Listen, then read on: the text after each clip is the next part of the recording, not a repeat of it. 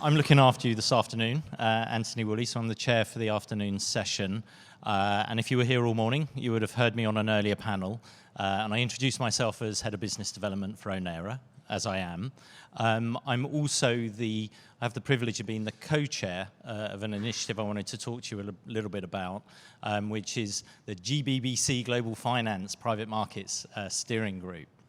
The reason I want to do that is that you'll have noticed in this conference outside that you've got various fintechs, you've got institutions here, and I think you'll find it's quite an open collaborative environment. Everybody's talking to everybody else, etc. And this is a really good thing because, as we said earlier, you know, in the world of digitizing securities for the public or indeed for the private or indeed the public markets, you need distribution and you need institutional engagement. The fintechs and startups holding regulatory licenses need the large institutions and vice versa. When we were starting Onera, we very much wanted to get our teeth into the problem of global distribution and institutional engagement in this space. And we knew that you need a lot more than just good technology, right? I mean, one thing's having great tech, but if you're going to open up distribution, you need the industry with you. So we, from the outset, took a very open approach.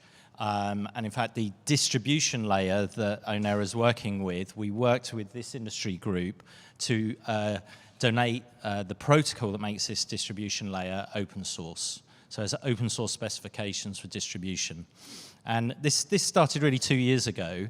And it was really in the wake of COVID, unfortunately. And you know, the whole world, everybody has started working from home and everything was going online and digital.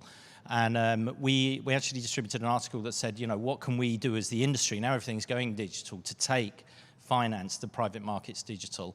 And we kicked off like this virtual workshop, and within 2 or 3 months, this had grown and grown, and we realized that we had this group on our hands that everybody wanted the same problem solved. How do you take assets from, say, one blockchain environment and to distribute them to investors somewhere completely different? And that investor, you want them to be able to see assets wherever they are, digital exchanges, different part of the world, different institutions, etc. And that group now, it meets every 6 weeks or so, has grown to over 80 institutions. And it's really proved to be quite a powerful group. What we did is we wanted to make sure that it was sitting under a not-for-profit structure, that we had open source protocol specifications that we could get people to buy into to make this possible, because we were conscious that, you know, my hat I wear in the day as Head of Business Development for Onera, we're a commercial organization and you can talk to us as a tech provider at how we make money, but we needed an open, neutral distribution layer that meant that there wasn't one party controlling that in the center. And so that group now has grown under GDF. And you see it says GBBC Digital Finance. GDF is how we started 2 years ago, fantastic not-for-profit promoting digital finance, and then they merged a few months back with the Global Blockchain Business Council, which was also one of the largest not-for-profits supporting digital finance, doing a lot of good work in the US out of Washington. That combined organization is now a very powerful voice with central banks, regulators, etc. So if I digress into a quick pitch for them, I would encourage you, if you have a large stakes in this industry, to look at what GBBC Digital Finance are doing and potentially join them as members.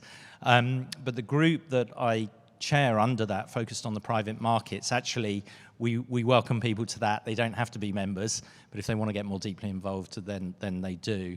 That group, now over 80 institutions, it's quite a powerful group because it combines the largest buy and sell side institutions, so tier 1 and tier 2 buy and sell side institutions, the largest exchanges in the world, so you've got what you would call traditional finance, but it's also got all of the digital leaders in this space. I'm going to talk to a few this afternoon. So it has the digital exchanges, it has companies doing tokenization, etc. And what all of these organizations have in common is they're committed to taking this open approach to see if we can open up distribution and institutional participation in digitizing the private markets. Because everybody knows that everybody needs this to be successful, right? Because it's only at scale then that you can really have a path towards liquidity. The first step is distribution. Once you have thousands of assets through these different environments that can potentially access millions of accredited and institutional investors, then you start to generate a secondary market, etc. So I think the session this afternoon, the common theme that runs through it is you'll be hearing for a lot of people who take this open approach, right? So you have some entities that have tokenized assets, and they've said, right, the way we're going to do this is you all come to us, right? We'll tokenize an asset in our environment. Investors, you need to come to us, so we need to KYC, AML you, and we've got the digital custody solution, and we'll be your transfer agent, and we'll handle the digital cash, and it all sits in one environment, but that's never going to scale.